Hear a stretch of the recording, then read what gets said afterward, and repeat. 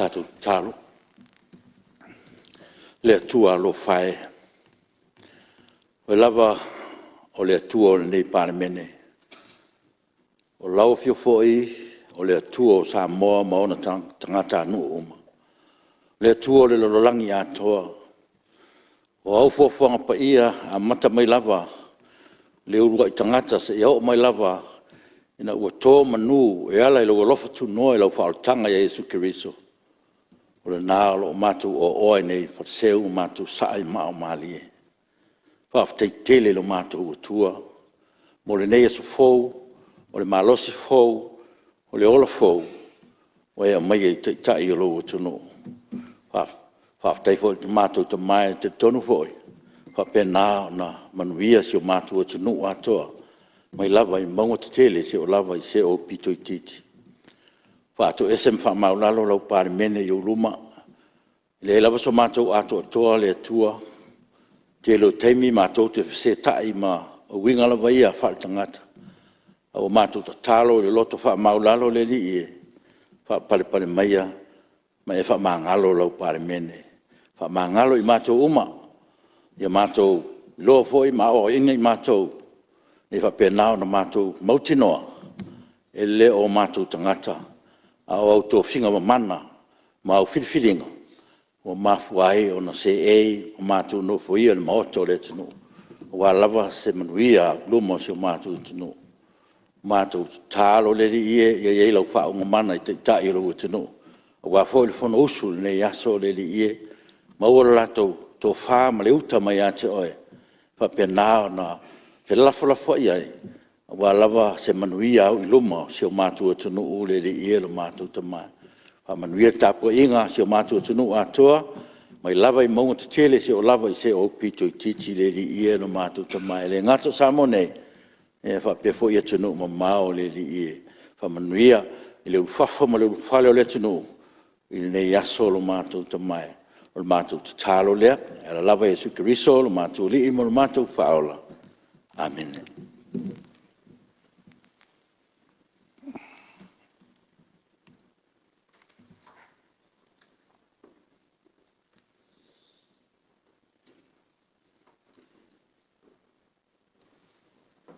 Okay.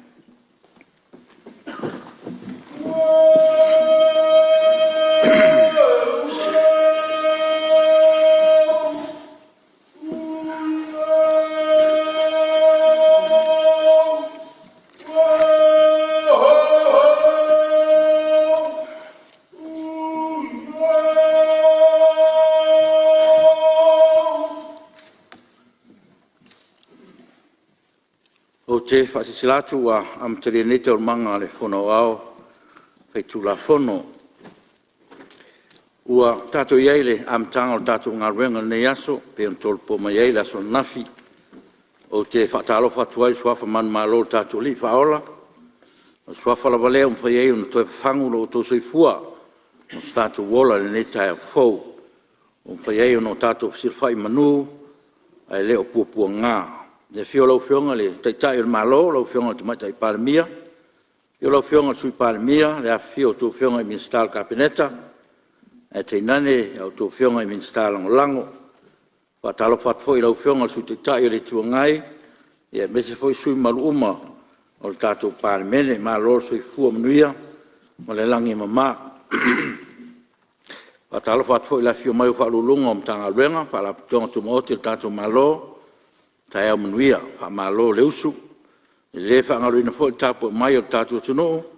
I le maleifo mai whanunga le lei le nei tai au. I elita tununga o lo tātua tau whai maua tutusa le tusi ngā lofa le atua. E ala le nei asu fou o i o tapule mo lo tātua wala wina. Wha tā lofa atuai lau Palemene le nei tai au. Ma lo so i fua manuia ma le langi e mama tapo i maia. Ma le manuia. Lo whangia le tua nei aso. Ma le whaiva o tātou maota o le talo, e iei an whamanianga le usu ngā whono, lau whionga te tai il malo ma lau Kapineta, i whamania hui le tua usu ngā whono uma al Palemene, e mese o le tapo inga a se tātua tunu. Ka ruenga o le aso tau malo, pai tau ngō tula fonto whaofi. Tula fonto whaofi o le whatawino tupe, ru o rua wha, ru o rua lima, fe lafo inga whaauau, i lunga o le whaitau ngā whaalua, aso fono lona tolu. E tolpo tau manga le fono au tula fono, le aso fono nafi, ua mai sa noa sus fono, mo sa nganga numero lua. Ia, o le abanoa nei mo stasi sus fono malu, e fi sa noa, mo tatu, talau tu, tatu tupe. Ia, lewa, mai te watu lewa, po marisa, o sui malu, mai nganga i whamaunga numero tasi, ia, le abanoa leo lau fiong.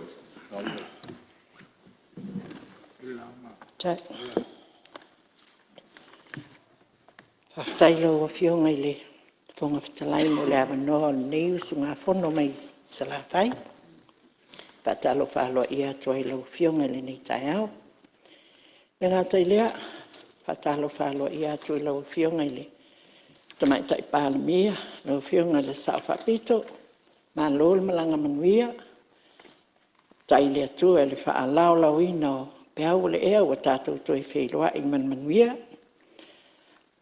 Talo fatu lo fionga i le sui pāle mea, ia whapea le kāpeneta, talo fatu i min stalang lang.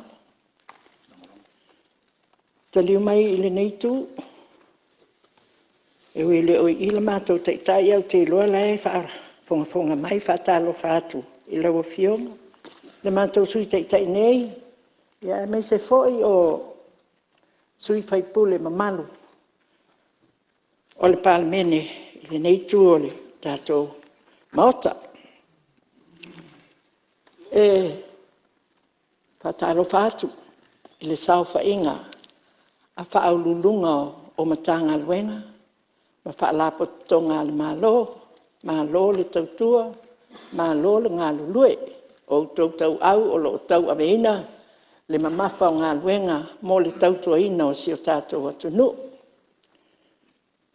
Patalo fatu foi, i lau sunga i le whailau tusi, le sui whailau tusi, whapea le mamalu o le ofisa o le fono, o lo whapea nao na tautua ina le palemene o Samoa i teimi uma, e usua i le fono, a le maota nei, ma lo lava le ngā lue. Ia talitonu a wai whaatasi i alo nei usufono i le whapaia lau fionga i le whongawhitalai i le paia mawalunga o le tapua inga le atunu o mai maunga tele. Se iau o la vai maunga iti, mai talitonu o la le toio o yeise whaamatalanga le nei usu ngā whono, ia wa paia o Samoa wa umona tofi, pa ia wa whaata oto o se alao o pa ia mai le mamau e o le wha mamau. Ai pau lea a veale nei taimi o te whaata alofa atuai le tāpuai whaafonga mai. Asia unto malo o ngā ngai whamaunga numera momua. Pa ia lawa lea ua lea fio sao e wha. Le ainga sao malau, lea fio oe o lea li o leitu, o oe na mua i malae, o oe o le pule. Ala ala tai lau tō whai le tula whale. Ala ala tai le ati pōniu man whaasau. Ia whapea le nofu ai tu a inga ia sa fotu. Susu le lino mai awa, ma vai o no fourth year. Si o mātou nui manase, i le a fio teito mōna alo, ia i whapena ia le talainga i le tau asa. Le whata alofa e muliai e whapitoa. Mo le au whainga luenga tofia le atua i si o mātou tūmalo. Whata alofa atuai. Lau fionga le taitai o le vikali atu i sabai. Lau fionga o e fo le pule o le matanga luenga sa fotu. Lau fionga pātele une. Lau sunga le ti akono mal faltua, lau sunga i le toe ina man faltua, lau sunga i le sea man faltua, a fionga i aunga whaapea le tala lei ta mai taisa, lau sunga i le whaafeanga ingai e whakasai manase, whaaftaitele i lau tau talo, ma lau tau tapua inga, i le aso ma le aso lo whaapena, o nau tau no manu, ia awa se manuia o se o tātou i tū malo, ai a le atunu atoa, le atunu o Samoa o lo o whaamai le atua. Pau lea o le atunu, tau le iloa i lunga o le whaafanua o le lanolangi. Ai whamai ea, o le alo na whaavai, whaavai i le atua Samoa. Ia tāpua i maia, ai se i tau mawhai ia so tātou sao. Ia awa le talo le tupe, wa tātia nei le maota molo na lauli liwina. Mua la o na avatu se whaafetai ma se whaamalo, ale nei usu ngā whono, ma le nei tū malo i lau fionga i le minstao tupe. Whapena fo i le ofisa sili, ma le matanga luenga o tupe. Ia mole tapena ina mai o le talo le tupe o lo tātou lauli liwina nei. Tale tonu e le se ngā luenga whaingo fie le whaasoa soa ina ma le lufi ina o le tamao a inga o le atunuu mo le manuia lau tele o Samoa ma ona tangata. Tale tonu fo i lau fionga i o lau talo le tupe mua le nei. I lau tula i mai ma le filia ai o oe a vea ma minstao tupe. Ma lo le ngalue mai tale tonu i a mātou nei e le fau ia te oe wa o leba na e tautua i mea tautupe tausanga wa mamae. Lawa fionga i le whonga whitalai. Ia o la au amatatu ia i le a foi. Le si tango tongi. E ui ina ua pai fo iai nisi sui wa mai o na sausau noa ai le fia nofo ai fo i le nei i tu maa loma le nei usu ngā fono. Leanga o i o loo iai le maa losi o le tautua a le maa lo i ona tangata ma le atunu a toa. O lau fasili, e fie malama le nei sui, ma le nei tu maa lo, pe na whapewhia o na whaatulanga le nei sitanga. Po lea se formula na whaonga, o na oto e te tilo lea ma ufesiri lawa i a uia. Pe o ami o tonu le nei sitanga, pe a wa a yatu i le whaata atianga mai. CEOs whaolulunga o mtanga luenga tasi pasene, ACEOs, lua pasene. Public servants, o whengalwenga al malo, tolu pasene. Na o toi fasili fo i lea wa ia. E uianga le leisa o matematika, ai kake loa wha au popo le kasi ma le kasi ua lua. O koe fasili fo i. Pe makai SS basis nga wha vai hai le sikanga o kokongi. O vaenga ngei le pūlenga, le palemene, ma le whaamasinonga. Ia nā ua tātou sila fia o lo whaafonga foi le atunu, palemene, o le pūlenga, ia au fia le a fionga te mai tai palemea, ma le naitu o le maota, minsta, ia whaapea minsta lango, palemene, ia o le fionga i le fonga fitalai, sui fonga fitalai, ia mamatou nei o whaipule, o lo angaia le tātou malo. Ia whaataseila ma le whamasinonga. Ia pia o na whaasolo mai lunga i le Chief Justice, ma whaasolo mai i isi tofinga mawalulunga ma sinia, se i tau mai lalo i whamasino Samoa. A lau whionga whonga fitalai. I le mai tau ale nei usu ngā whono. E pia ua maua e ale si tanga o vaenga nei tolu. O lo ulea vai.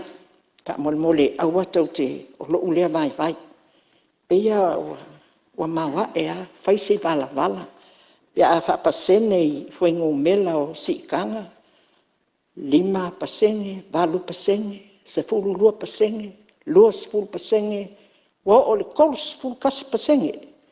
Le vala la ngā o vaenga i kolu. Wa mai kawinga la ilisi fo i vaenga. E fie whaakepa i ele mauka. Ia, o kile o whai aku o ngā wako singi o mako kong. E leise mako sikanga, mako ngi o whai pule, i laka lea kilo ma laka waba aile, kalal kupe. Pekai, o singa mange ela i kiki le iai mo whai pule. O lewa mai kawinga, i le ingi, o leo koe, o leise kupe, i kukongu o amai kongo kalal kupe, o whaanganga, mo le kukongi inga o alangi, o ko miki whaapale menge, ngei mau ke ngā lulu e ai. A kongu, le whaafonga mai, ia whai pulu ngei ku, a kongu e le, ai o se kūlanga, fo i lea kau abaku, se ia kau whaapālengi, ia vaenga ese, e pei o le aunga, o le kalol kupe, o le manguia laukele mō ka ngaka uma. Ia o sau kilo ngā malou vaivainga, ile e kako kupe o ke whesilingi ai pēa i loo fie malama. Pe o ame o kongo le ngei kanga pe a fuafua i le au kuule o le kala o kupe. Manguia laukele mō ka ngaka uma. Wha mausali ma wha awau ka i ala ngafa kauni mainga. Manguia laukele mō ka ngaka uma se kasi leo kako leo e Sustainable Development Goals. Lo kako ngālu lueanga iai. Leaving no one behind. A maka mai le au makua ki ngā maka makua ua pula la ngoko le soifua ma wha solo mai e ia se i o le pepe whako a soifua mai le so. Le ma olo whaupinganga ngā ole manguia laukele. Ole manguia laukele. Lau fionga le fonga whikalai ma lo nganga whaaloalo. Le kula i le sunga fua ma le sunga ngafi o ngā saka umawhai. A o lea o ke kauaku i ko kongo o le lipoki a le komiki o kupe. Lea ngā kufa mai le i maua kele ei a lewa o kauaku e whapea. Mai o ke makua langa winga, langa lewe mai le lipoki mo le sira fia o le pale menge ma ka ngaka uma. O ke a whai o iei kou lipoki se i kanga i ange i le page 6. Ngu mela ongo o lo wha ngu mela ai. O te whamari atu sui, e pea o wala o mea, ma tātou tula fontu mau. Le lawa sa o whatangaina lau sa unoanga, mai le amatanga, ia ai, o mai tau atu na fua, ia pea le ai anga i mea te itas. O le uinga o le, o la unga le whaitau wharua le tau au e, lau puatan whainga, o lava folo sui te whia mota.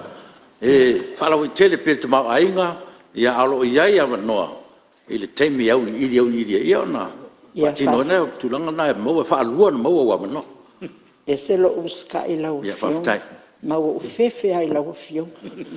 Wa ufefe a maka mai lo ufefe le asonga ngafi. Ke le koe solia lava sau polo a inga. Le wa o loa, sa au kama whaifo le oko aku nga ole. Nga le whaukuanga le, mai kala kupe, ai whaafikai o le lau koe kula i e whaikau aku le mele. I le keimio. O le mea kai kasi, whawhikai o lo a mai ei le whaukuanga, a le komiki o kupe, i le si kanga lea, whawhikai kele mo le sosongi mai.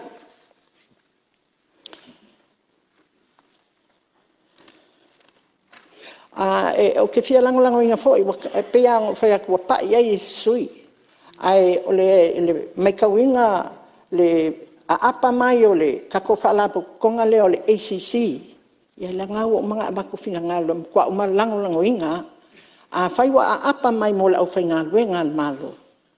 Waka kaula o ngā anga waa i ai, au whai ngalo e ngā, a e kālesia ese pe a whai e kālo sanga mai. Whaalapo konga maisi ka ngā ka whai ngalo e ngā umalawa, o lo o kipi a lako saufanga i le ACC o se No fionga le private sector mai lako uma.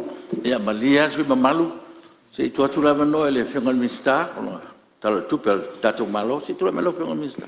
ya faftai lava mo le ni tai fo tai to fo i tai manuia faftai to fo sui mo le ona ngale wa fe le ICC i turanga o meio tong mo si le fie e mo mando le on mauta ai me se fo i le fionga le sui o lo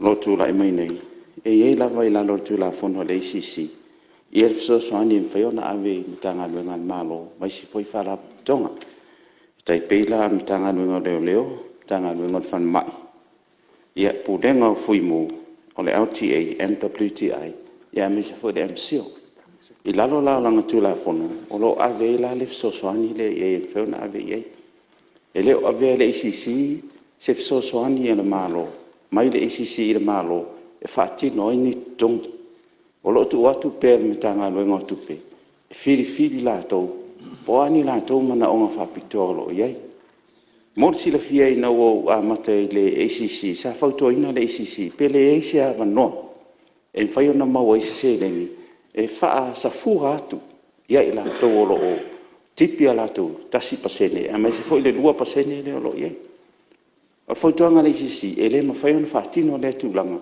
ona ele lalo la tu la fono ai paulo le wala inferno fatino le la sa tatalo ro ye ele ye la se so so ni ona abi i te tongo na whainga malo ai mese teime fatino i e tatou pakete o le ala sa ave rolis fulu miliona pe on sirfia le foi na ave tau sangan te nei le foto e vatu tau sangan nei ai pule lavan mitanga luenga tupe po le ala na fatino ina ele ma fai ona avatu le ICC se so so ani ma fa pe atu o le mele fatino le foi sa uno foi na sa officiri foi e se fulu miliona le na ave vai te mir ma to ina ia sa u no fo ma fo fa pe ai o te mina len tu fai le lima sfuta la te mi fo o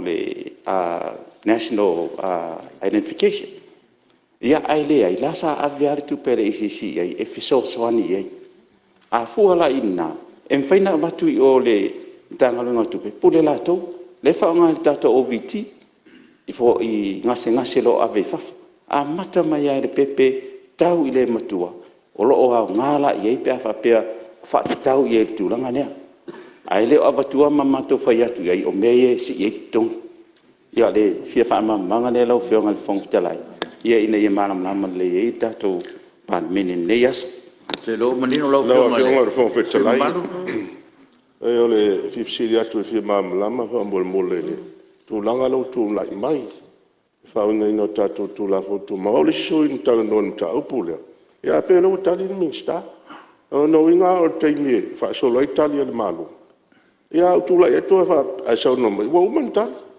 a pe mo la so no taimi nei la tu tal no ai le o te fa malo tu lo fionga le me le sa talo tu na fi e la po pale pe malo si matu fisi tali mai na la faina ole vano ai o malo e so se temi lava e pe fo yo finga malo fo tu na e tu ala vano le finga malo e fa mamla mai e tau tonu ama tatu la fono le fa ula vea wa o me fi fa sao mo me fi fa mamla mo tu tena finga malo ono la tu ana tal tupi mele tatu la pale mai mo sai mai la lava e tali maru mai a finga vista ina ia paso longa le tatu ia matal tonu me lo la nga ma su man tu la mai lo finga su man wa tu le mam lo finga tong talai mo le fi fa so ina time le sa luanga su mal o ai nga e lo nga ele sa luanga le la me na o se me fi fa malama o la no lana sa luanga le nei sa la fo mai o fefe pe la nga lana le fi ava tu se tu langa ia ua e ava tele le sui nei ono le au fa pai le ala foi na le tisi la mai le pata o le uruli o te fa maru o tu sui ia atonu o la pe nga mai le sa nga ale sui le fon talai ia ai ele te mi se mai sa no ono o tali atu le ia e fa ma fana le tatu a fa pai mele on sai mai lau fronga su malu ia lo ia te mi o te talano tu langa le ai mali Tio e pe o mena e tatu la e tuai e le sa ngai fai toa e le sa no anga su ya lai fefe ia o ia pe la le anga na pe se me o va ia tu ia o fefe ai to ale le oe o le ia lo wa mano e te sa no ai lo fiang fa tai mo le mano ia o lo sa lo to ale su malu au le o ye fo ni me fa fefe tono mota se vatu fa conforme le tunu mal pa mota sa no lava la fionga tu so lo sa tonga ia lava no lo Whaftai lawa whionga ele. Whangawhitalai, whaftai fo i mori whaula ve Alminster. O leo te launga a nga Alminster o tupe. Whamolmole o lau. Whamolmole o lewa ama ka whanga kili lo ka kaimi ia wa ai wa whio ka mingu ke lea kalu ai. A o lea ka te launga i le kalo le kupi. Lau whionga. Le Minster o kupi. Ia a lewa ka malama. So se kaimi o le malo po ai ale Minster so se kaimi. Ia se me fo lo fionga su malu. Ia fa pena ona o tonu ko tanga luenga lo fito tonu le fionga mista. Ia ha fo sa no sa mai le fionga mista. O le fsiri mai a fi ele sisi. A fa pela o tala tupe. A fsiri mai I tau no fa ma matu. Ele tulanga na lai ona a se le le sisi so ni mo tulanga le. Le o mau lo fionga mista. Ia tu le mai lo fionga su malu. Ia whaftai o bahenga ngā pe unga o ka ua fo e si susfongo le songa whanga. Le private sector le sa kalunga kwai. Lau se ese male ke I fo koe whaau la vea mai ala umaloka kaimi. Mua mai lei. Ngā luenga whaavai taimi lau fionga whonga whitalai. Ngā luenga whaavai kaimi e lea wangoa voi lea leoa. Leo mawai se a wangoa Samoa I Australia. Ia ole kalusanga lama male loko maua lalo ringei usu ngā whonga. Ma loka I ku malo. Kalusanga inga le ngai ku o lo ka ia lo ka ko malo. Kakala le avangoa mo Samoa. Kakanga le avangoa e anga vai Samoa mo le por kalame. Awa o le ai a kakau le vale al kangaka e fili ai. Ia wa a kako kilo la I kokongi. Lua lima, kolsfulu, kolu lima I le iku la le iku la. Ngā luenga whaavai keimi. O ai ako e whiango fwe kola pae.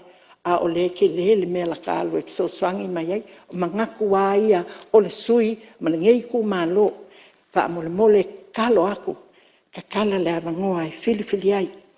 Inga ia ale ai foi. A mga oe, ngongofo o kako kangaka I si I lunga ia kokongi inga ia whikaui ma le ofa le ala inga ko singa ia au kako kangaka wa ke lele so swangi o le a maua mai ai. Si I lo lunga kokongi I mea ia. Ia e pangale kako e vai ka mau a inga I le whakusa inga ia New Zealand ma Australia. Ai pe ungi vai inga ia o le nga kuwaku. A kong we kawang ai se finga ngalo se keimi. Ia e le mawhainga o nga mangofo se whamakalanga e wako e ku aku pe I lalo. Inga ia whapenga o nga mga ia mai. Le fo ila lalo lava o polkalame whamai. Keimi I kalol kupe le kau kilo ai o le kau whape mai. Ia fo ilingai o le a iaingi se lengi. O le akakipi mai kangaka. Ia o... Ia pe mawhai o nga whaamangingo ma whaamalamalama mai. Awa o le polkalame ngei e haafia o mai ku malo. Po le a ngei kipi pe fia. Ai o fia alua nga iai po le a. Ia mea uange, fia malama mai ai mākou. Ngui kua ai mise mākou sa vai. O se polkalame ka ua kele mo le aki ngai. Ma le kamau a inga. Ia, lea whaafikai, o lea ua iei le fuafuanga, o le a ile filifilinga o ile. I ngā ruenga nge, le laku waku I whongo whaavai. Ai kumano kai kasi e whaafikai. Lako ia o lo malama le lei o lako kangaka. Ia o lava ka penga I saungia e li ma fai pule o fio angama mai kumalo. E kau fo ia I fo ia kulanga o lo kukupu mai. Ia o lo mafu ai o ngā koe fo I mai ngisi ma le I umanguia le lako kau mawhai ngā lai o ngā o. Ia o ngā o mai le aile. Polo keki leo le milionga. Molingi lava i kumalo o ke kalangoa uia mo lo i kumalo i polo keki lea o ke kakalo aku lava ma o i lau fionga i kamai kai min skao ki ngam kamai kai lo va air kako polo keki lea ai o ke kakalo foi i le fionga i le min skao kope ma lau komiki o loo va air kako por kalame lea o le mako milionga mua langa lai whaafonga me sio kākungu, le sokai kumalo, whai mai, se reisa ku, whai roa ku le mea lea, ku sai o kākoua ki ngā, e kusa e se lau se fulu maleli, se lau se fulu i maafe, e le i mau e le mako por kalame, mako milionga mua. Ia o ke karikongu, se lau se fulu i maafe, o se kupe, ele se kupe lai keki.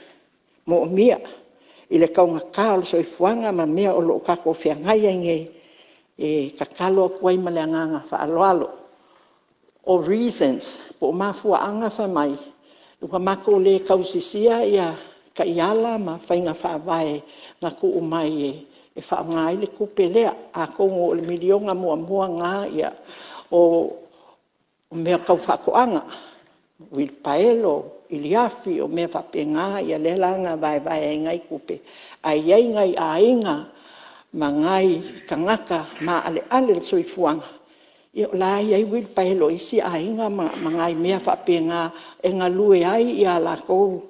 Ai sa whaonga kai pe o ngai isi a ingai ma kou le kupao ki ngā awa anga oa o foi. O ke whaia le mea lea e ui ngā waku o manga onga o loo mo o mia i kukongo a inga. Ngā isi a inga, ngā o iki ngā whaakau ia afu, kulou, o ulo, o mea e whaau ngā, mō le soifua manguia i kukongo o whale, i makua kausi ma whaangau e awe whanma, o lea i kakalo a koe ma le anganga whaaloalo, ngā isi a inga whaakau ngā i apa, awe iuka, whai e kali vai, kali e paelo, ma mao mai ma, ia, le reason nga kakalo aku maloka ngā inga ia whapenga o ngā lofangia manga onga pe mawhai o ngā koe whaola mai le kupe lea a sio maku kumalo milionga mua le ako alaba.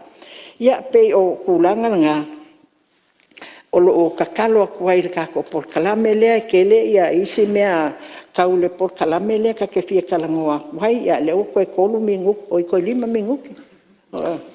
Ia o mai le soifua maloloinga la o fionga le ming ska le soifua maloloinga. Ia o ke kui pea mo whamangaku pea ma ku waku pea yo o kafa. Manga onga o le ngi kumalo. A maka mai ale lua fulkasi wa e kula i mai ngai sau foi e sa ngua sa e vivi i mai ia le ngelo makua malo kau waku ma ngai ia ma ai o ke la unga pea ma ula unga pe ia le lua fa ia koe le iai ma se mea kasi. Le fale o le fo mai, o al polo keki le se 10 milionga, lea i mākou kaiminga maua mai e le mea lea. Inga ua kauma whai le malo e a waku ia fo mai i nguu kai kasi. E whaamama a venga le kawasa mai i kua sivi, kawasa o nguu i kua i oi i makokua. E le iai se fale o se fo mai, le iai se mea ua whaaleleia o la ngai kokongo whaila al management sa mako kilo i le whaasolonga o kumalo i polo keki ia. Ia, lau fionga, le moli mau ia la auli. E kolo i kumalo o lo servi, e whalmai lei sa foku. Ngā ngai fo maunga mua, ngā ngai fo maunga lua, ngā ngai fo maunga kolo. Le whainga ukil ka ua la ulaunga lisi kaimi, Paule o le whalmai e le i whaakakali ni mālo ngā o i whawhoi halo ma whangau su e kupe koe whaale leia i le mea ngā amaka i mālo. Lea la ua whaisi lewa le kai o le kai muke sau wai i o ke kakalo aku a iai se mea o e ko ka mai e le ngei sui ia po le ngei ku mālo wha mole. Ia lea ke sau ngua so o a koe o le pa o le sa mala. Wa ka fia fa longo ai le pa o sa mala i sio mako ku malo o lo kangi mai pea. Ia, ma dia lo fionga sui mal sei sa do fionga mistao. E le ngai so manga koe fa kau pakao le launga maka ngofi. Awa leo meo kula ia koe o le whaasa o le whafonga sui. Ia iai se mea o wikai. Si le fia le kua le nganga o le miska. E mamalonga ia loko i keimi upa. E mamale loko o le miska i keimi upa. Ai, o le wha le launga maka ngofia le al sui. Le ufionga le kamakai. Miska sa se eilu fo. Ia ele kau whai aku. Sa au kalangoa i lulua i kaimi. Sa au whaafikai kiuke sa kau ave le miska. Maka ngofia. Le lei mea uma. O aku le kongu. Ia. Au ngai ngalo lau whionga le kumai kai miska. Le upu a foi le kau ke masang iai. E le i whaua loma i sa sekasi. O loo iai sa foku i kongu o Paul Kalame o whalmai ngai. O loo iai sa foku. A e fia sirisila, e le whaapunga le whapea, e le iai se mea kasi. E le o iai se mea kasi. O ke kalikongu o a whioki a kore i kumalo, pe a whai e le se mea o whai e le sua malo. Lau whionga sa e kai mukanga luenga. E le o se makanga luenga whai ngofie. Ka kia maila le venga. Ko e a ol po ole sa mala i lutu mala. Aua lava ngai eko. Le whaafonga bai mukanga luenga. Wa umao nga Paul Kalame le kaimio sa foku. Kasi al mele sa whale kongu. Sa lo whaafonga mai mai nga o ako ila ua se singa. Mai le CEO. O le whangua e kua i le whale o lau fomai. La ua koe. Ave le whangua po le whasi whangua le sa. Sa kau mai elisi ainga am salo le ke mamla mai ai. Longa winga. O le muka whai oi ngā lau whionga. O le sila koa i kulanga o ele e whauel ngā luenga. Ele au nganga e kau le pua malafo mai. Ia e ka penga mua kulanga whapenga. A olo ua iei sa fok. I lunga o le lisi o le whakaungu inga o fuwhanga. Whawhakai lau whionga. Nā lo, whaafitai. Ia, tonu leo manino lau whionga sui mamalu. Telai. Ia, malia se tu. Vanoa. Tano mai lau whionga le. Minsta whato anga. Whaftai. Tasi po eo sui mamalu. Whaftai fo nei te au fau. Lo whamalenga le leo le tua o tātou mafuta. O tula i atu e lango le tār sanga. Ala sui whai pule o. Nanga i whamaunga tasi, lua tolu, le ainga. O te whamau nia fo ilana saunanga. O tui loa antelea, sa foni tuunga. Ma uneina amata tonu an mele saunga mai ia, fai malo. E ana urfale mai leo fai malo, fa wau pel bloketi nei. Sa matou le fa tali e le malo. E anga iatu e fa le leil matou fale mai. Fai le potu e tau fiai mai. Ma fai e la le fale o fale mai. Ma fai e le fale o fo mai. Fo mai, ma tene tau si mai. O se fiela la o fionga ele insta. O la iaise mato fale, a ele o ato o toa le tulanga le sa no mai aile. Fionga le tamai tai fai pule. Na paual mele o te manatu e fa popot. Fa popot o ma se mato fale mali. Pe fa pe tal fengai. O ai inga nai fa le ia ti lango sa fotu. Sa wa mai a opo e tau mai ile nganga e maunga. E o fanga umatu i fale mai lea. Ai o talo atu lau whionga le minsta se yelo fai fole. Tal sanga nitu malo, manengang whalol. Ia, o lava matatoele, saunoanga al minsta lang lango lau whionga sui mamalu. Ia whaua mai a lau saunoanga ua mai alu teimi. Ia, e kele ai si mea ia, o kai kele o mau mea ia e wa aila ia. Wa ka ngongoa lo ka loko. I mea o loo mai le kumalo e pe keimi o mai ka ngo ai e ia alanga o le lalo kula fongo ku mau le mauka Ia mau le foi lang lang oina lau saunoanga.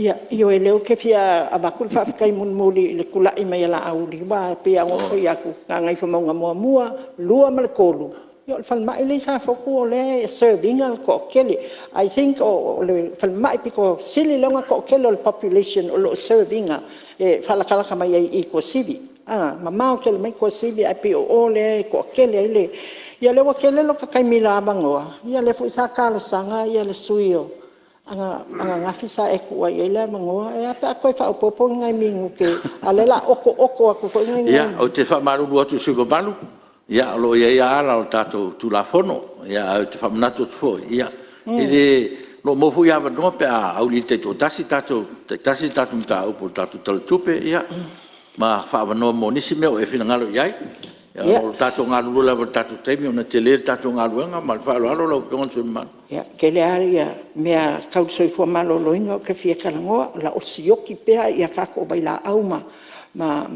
ma fuala au nga kala ko foi abela kala vai le o mau foi ka fuala au fa penga foi wa mai ia kala vai mai saba ia ka ke sau e su e aku mo ngai kanga o lai fewa i saba i ele o mau ngi ngia foi ngi fa fuala au ka ko fa aka ia o kelo kanga ka pe o lawa o fa nga ia private ia wa ka nga ka ke le mo ngai o ka ko kanga ka a le al fa ka ko mel kama fai fa mama a menga yo kanga ka fa mole o fionga le fon strike ia tuna me lo fionga minsta kau popole le mangaku o nga ua ava vauli mai kai pipule la le o kula i va ve aku ka kia mai o mga oka musu anga ile ka pe a fai ka uma fangaki po angisi mele i mai pe a fai o va ve kai ai o ke poli o le ua sa ngua foi miska ia ka o ke o le popole ia e kupo e alfa le ko e popole ma e ava va ia kupo mai se fa le ko ngol mok ia monguia le tai lau io e lau fionga suma malu a lo fatu lava ile ua tope a lau sau noanga ia ai lau sau no manino le fionga minsta ia tati atu le ia ia nisi me to ia la no le fai lo ia ona papenan fa vota tu ngaluanga e mal fingal malie wa mai tatu time ia fa kai lau fionga minska e ana ko la ka kala ngole ko fa me ko fia minguke ale sa o space mali e mai alo ka kai ia ai fa mole le ngai ku se o lo fa fonga mai ngai o maku kumalo o le kakalo lea le e minska kai kase kali mai e wi ngol ka ko ia ai le se pule kula fo kuma we pule ala o fionga pa ka ka pa se va le o fionga minska va le au mai ska ko va le kele a me au mai ska o le popole nga e ke wa ku fo i me kai kase e fa pe nga e la un me le ia nga ka ko ia le pe o le popole nga la kala kwala ngo e lo fionga pe me kai kase o le kele yo me o le ka o le ka o soi fuanga a le me mule a mai sa wa ngo fa mole o ke ka kalo aku mau kan ngi la fionga ka mai kai palemia ma le malo ngai ku fa pe ngai ku o le ko e saunga le musa mo al ke mingi o le alanga nga le ku o le mai kau ma le ai ngaka wa kele me o kupu mai wa le asa ma le oki le bala a wa le kua a wa oki le fasioki ka ngaka o le ku le ngaka i polu ngi o kupu mai foi sabai ai se a kele le aisa kele maluanga kele fanga kele mea uma fa mole pe ma fain ka ko ngal lue fa kasi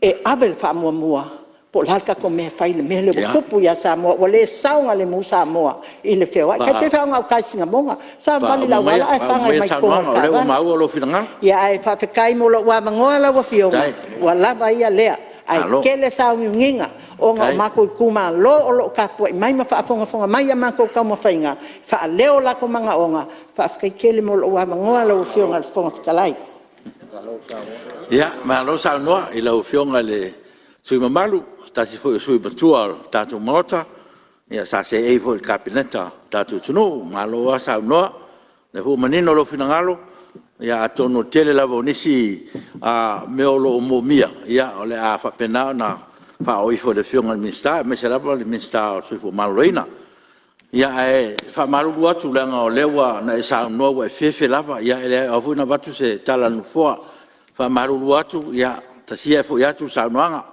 ya e lava se me o a fa ino lo to mali pel tato mauta ia se taimina e se lifole tato tu la fontu mauiva sulua pui tolu ia e leo fa nga ina le malsi anga na tato la fontu mauiva sulua pui tolu le na fa nga le malsi anga o le tu la fontu mauiva sulua pui wha ma le pui lima. E o ngā fo le whafonga mai le sui tai ia o lo iai ia a upenga o le whaupunga o le tulafonu na tu mau e mo meo lafo whatu ia o le la whaperetani atu lau whionga sui tai no debate allowed. Ia o le whapulainga ngā o le tu ia awa tō te whewhe le ai o le tātou whono maa le whongwhitalai fo ia tala noa tuai rungo tulafonu tu mau me lea ia maua toa malie maua file mo le tu o le tātou palemene ia maua le amno stasio sui malu tulai mai sui o mai maunga numero tas. Ina ua tau muli le tama leo e saia ia Elia. O fiu Elia e tuli. Ina ua o le taimi wailoa e Elia o le alu ai. Whātu leo Elia e saia e se meo e manao.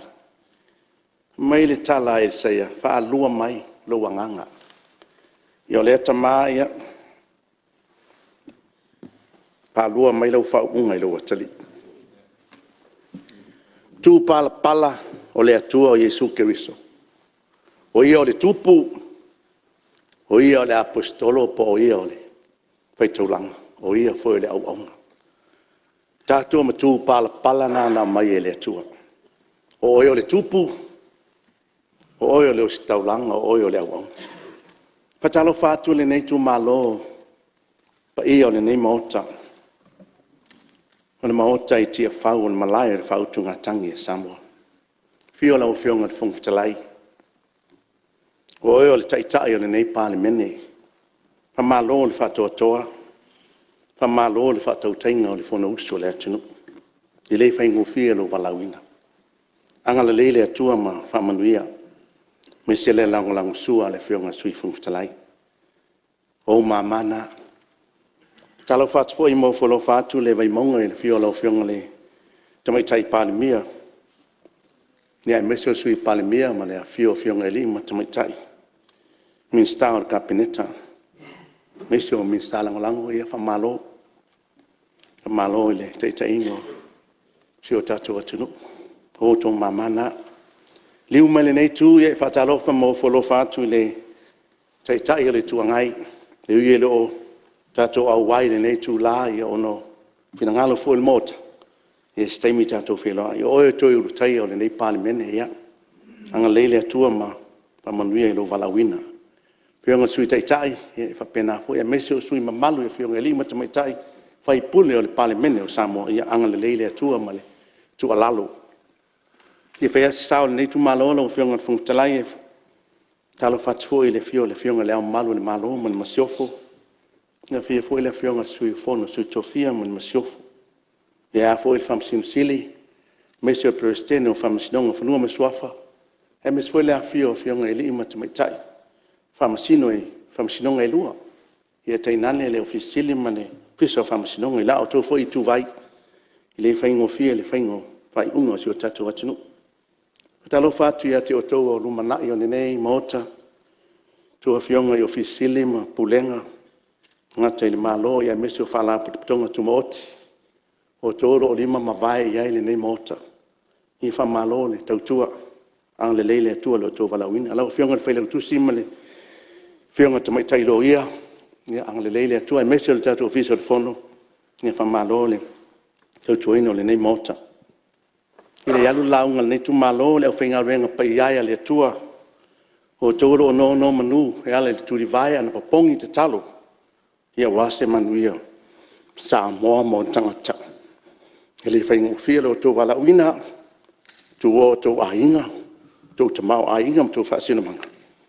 Au tō o e whaile whina ngalo le tua. E leo se mea whale a ngalo tō tō tinga. Le ngā tō Samoa o tam whanaua, nu whalele nene atu nui so se tafo laulang ia iai nganga le tua.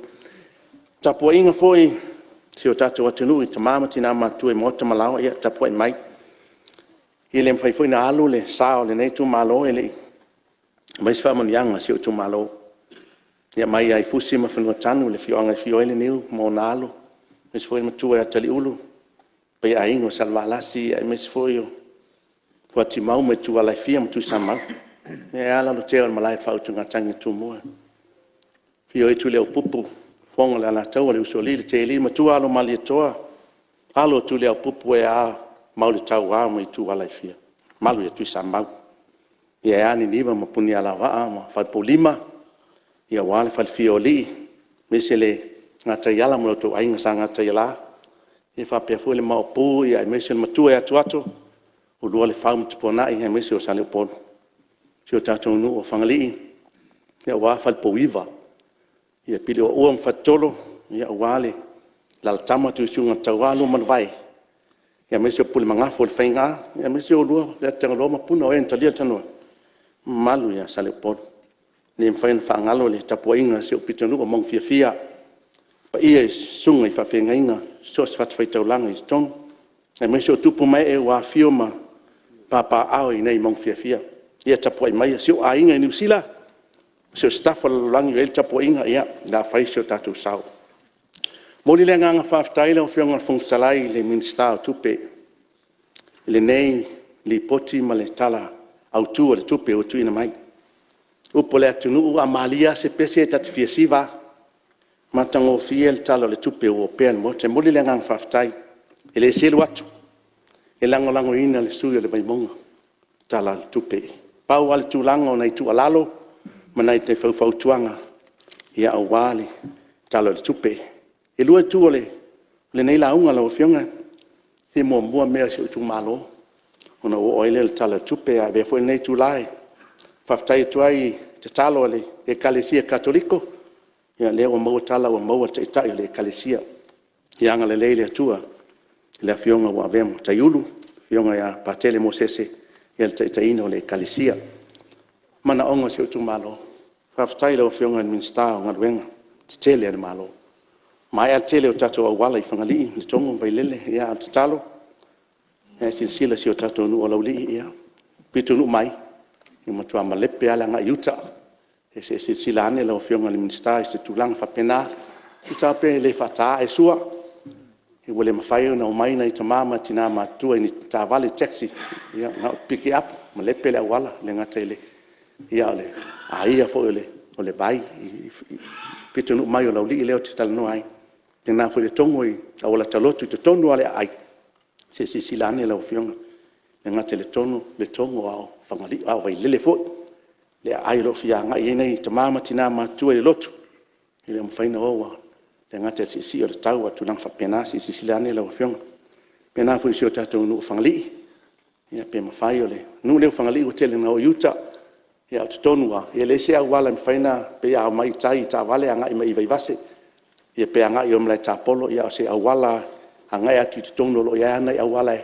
ia pele faina si silane ia mesio se fala ongai yuta i fangali primary school o fengale minsta se silan pe ele ato se le mas furmita fa ta me ele anga ile onga le anga le me anga i nei fana ia tulanga sua vaila o fengale minsta wa mai a ona mato feutanga i male la umtanga lenga sunga loia ma le fisal vai ia lo fatali nei nu o le tong se fiel motan le nei lo feng feng talai e iai puna vai ma mea amondianga le tu e tua motan le nu le alfa le nai lua nu o lo inu le vai tu mo le tongo malauli ia le walu ia fangali vai le lo inu le vai ma walu ia wa le mfai le tongo le pala ma le tinga ina ona le pa vai ma ta femo vai fai na yo mato wa insinia le la wait for fanga ma uman fatala norma lo fatali le mato nu lo fenga minsta pala le te me o tuai lo fenga wenga fa mita lo pe paipa le fianga tong ia maltalo ia na ima fai ona peita i o le la uman le tu sanga la o foi na to le nei nu umale yo mato aseta o me paipa ia mesia fatano le sa fai le nei nu te me riskeke ia watu malam tanga luenga ia e inu tai luas futa lai le la umane tu sanga si fa tau nu le tu sang fo moli le ngang fa tai lo fionga le minsta ole tu langa ina i o mato minsta ele pole mena ri ia ole tu langa i mato fanua ne po selilo tau sanga le nei sui pa ingo tu na o mal temi le nei ile tolsu lima afe le kwata etai ia le mafai ia e fia ne walu tu fa la wiloa ia tu lai mai ia le tu to wai na tu a fanu ole tua mo to fio ang ia se silane ia pele me se fa mama venga i fanua ia sina sfulu afe pe fa pena ina ia tulang fa pena ia me se ole e pe ona uta ua le nu nei o tu malo le nei ia fangali ia se sila ia o matango fie mo tan nai pitonu yo le vaitafe ia wa ia le vaitafe piton le tua o vai lele ia ona le ia mo le vai se sila pena foi le o ngā tutonu whangali i les whea wala papa. Ia o ngā tonu lo iei tūlanga maota malawa o le nei whioanga. Ia ua ia o naua si tau le tau. Ia walu watu aima sau whai male waitafe. Pena fo i pitonu mai tua oima mo taa. O lo iei le keipo. Ia ua matua i ia. Laile leile mea lai whai le keipo le a uta atu malanga i vā mo taa. Ia pe le mwhainsi silane lau whionga le. Le nā tūlanga. O mai lo le tala tupe moli le ngang faftai no fiona le minsta me tawa mal sto alia e rua me fsi le tangata pe a mai nei mo tala tupe se si tanga i tongi o i mo meo tax la fonga ile ai le ngang faftai le na ele selu atu le fiona le no fiona le minsta o le vai bonga ia vai bonga tasi le ele final bese vai bonga tasi mal me ele vai bonga tot tatou uman fa tapula tangata no bel tasi le no mela lua tambo e tangata ela na yenu ber ne la tulanga ela ngolanga ina le vai monga tulanga we tala tupe le ofionga o talo fa ftai fo ile tulanga le o ia ile fo fuanga mo fa mo mo meo talinga malo ea fa ftai tele lava ile fa mo lo tu ina ia ia lona lua lo ia fo ile tulanga i mo meo safety o lau whainga luenga i to tongi me whapena no wasi asia nafi po ratua nafi ile o le tate ile ngona whano noa ona vai tonu ile toanga ile ofisa o le minsta lango le MNRE tutu mo meo paelo ile fale lea o whawheatu ile whainga luenga o le antulanga ai whatalitali mo meo sau ilalo suavai o le building ia e tauna le tualalo ia se sila ile nata ile i building sele malo lo whainga wenga ai o tatou walo mwhanauma ia pena fo i whanmai ma isi ia whale leia ia si o manga le safety ma le tuarang whapena ni tupu mai se mea ia le ai fo leo se tulanga e tina ai ngelu tatou malo i te tongi ona ua se i te tongi o le masi se e ma whapena i mea to tino le tatou atinu e whaftai fwoi o no tūlanga i maua fwoi la whionga i le ministao whatuanga. Wa iei sone le oto e whapopo atu le si hektai i le sutasi awhea. Ia o le whafsili le nei tūngalo i le whionga le ministao whatuanga. Ia ono le tūlanga o lo iei ale pasea fwoi nei tato waa whangota la iti alia.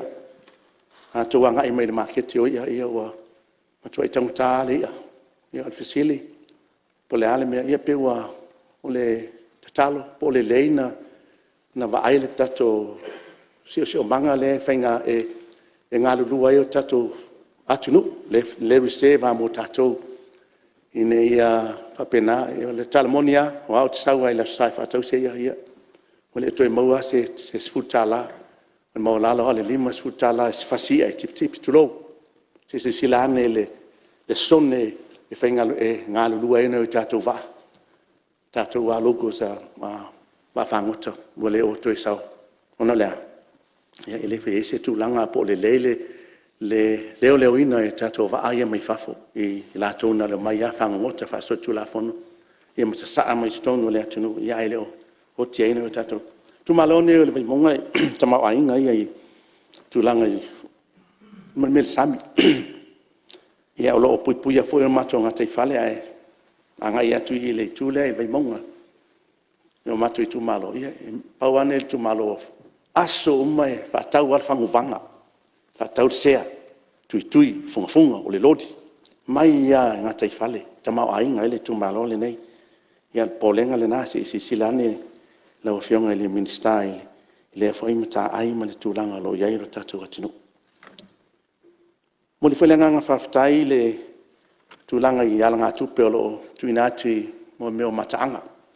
tu malone vai monga tele tala tu ro yai e talo atu da fionga minsta po fele lalo le fisa le tulisi po fe yai nei a faiona fa matu mai ni tupe ya wal fa le le o al matu tu malo fa le le matanga papa ngala ngala le fa no ile nuiste yo tu amotel nei no me fioanga ia mes foi le vai o tau sala ia mes foi le afile o tau mafaile tu no ku kai me tau mafaia tamo titi atalanga i mai o matunu tele mataanga i mese o le wai ava i samoi vai lele ia pen faina fa matu mai nei na seleni il fai pule mat fon fa vai ia fa tino ina ia mai malo ia wanga ia tu ma tau le anga i tua le i vai monga titi e tua ia mata ma fa felo il fai pule ma anga ina i mataanga ile talata mai nei taulanga fa ftai fo ele fainga malo wa afea si o mato mapi fangalele tulo